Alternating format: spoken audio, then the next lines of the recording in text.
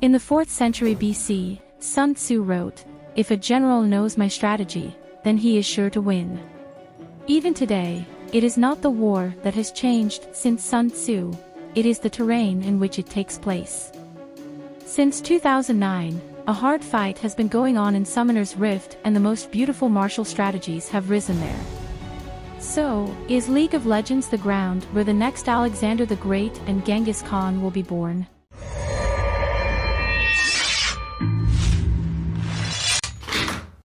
This season of LCK marks the return of T1 under the spotlights. The team led by Faker dominates their competitors, with a record of 13 wins and 0 losses. By beating KT, they could match their 2015 summer split record of 14 straight wins. However, KT proves to be a tough opponent and the first game is only won, due to a mistake made by the opposing KT support in a final team fight. This second game is just as complicated and tight for Faker and Curious team, and their opponents dominate them, in the fights and in the gold lead. Around the 27th minute of the game, KT players manage to catch Faker on the top lane and kill him. It gives them access to a free Baron Nashor with a good advantage 5 versus 4. However, T1 will once again prove all its mastery and ability to play team fights to perfection. They will turn the tables and emerge victorious from a desperate situation.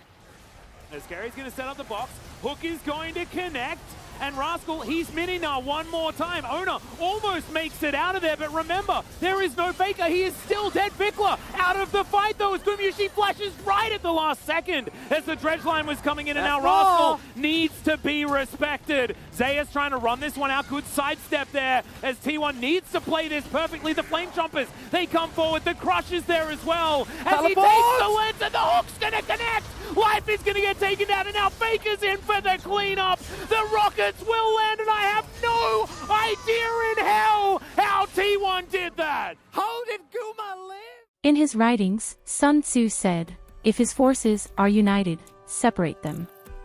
Aware of their inferiority, the T1 players are trying to divide the enemy team in order to win this battle. With an excellent ultimate from Kiria, the box, they are able to separate the enemy carries from the rest of the team. Ahri and Kaisa cannot join their teammates without taking fatal damage. Ahri clears the way for Kaisa but suffers from critical shots by Gumayusi, who's in free DPS position, without any threat to him. Even though Lee Sin dies in the skirmish, Ahri is also out of the fight and must return to base. It is then a 3 against 4. Confident in their skills, T1 runs towards the KT jungle. It may seem like a forced retreat, but in reality, they're looking to lure them into a hallway, so they can manage their numbers. Acting like the predator in his own territory, KT blindly follows altogether the T1 survivors. However, T1 splits themselves this time, and Gumayusi has to deal with the 4 hungry KT players.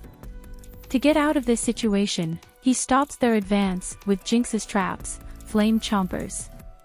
He divides the enemy forces by 2. In a corridor, T1 now has the advantage at 3 against 2. Thanks to an excellent lantern from Thresh, the bot lane is reunited, and Kiria can peel for his AD carry, as Zeus executes the opposing jungler. Aware that the balance of power has now reversed, Faker teleports directly to a previously placed ward, and attacks the enemy Kaisa who was stuck in the back lines. The T1 bot lane executes Nautilus and the prey has now become the predator. KT players must flee the final assault of Curious team. Without success, they all die. What should have been a free Baron Nashor for the blue team, turned into a carnage, and marked the end of the game. T1 will secure the Baron after this battle, which will give them an advantage of 4,500 gold. Applying the precepts of Sun Tzu, they were able to divide the forces of their opponents and win a losing fight. This team fight will allow them to win the game and the series, and to equal their 14-win streak record. This season, T1 have shown an excellent ability in team fights, and they now dominate LCK because of their skills in battle. We truly are watching the best team in the world playing, and some accomplished war generals. We hope you enjoyed this video, as much as we enjoyed doing it, and that you will use every little thing noticed here to become better in your own League of Legends games. Don't forget to let us know your feelings about this game, and about T1 in the comment section. If you love this video, support us by liking it and by subscribing to this channel.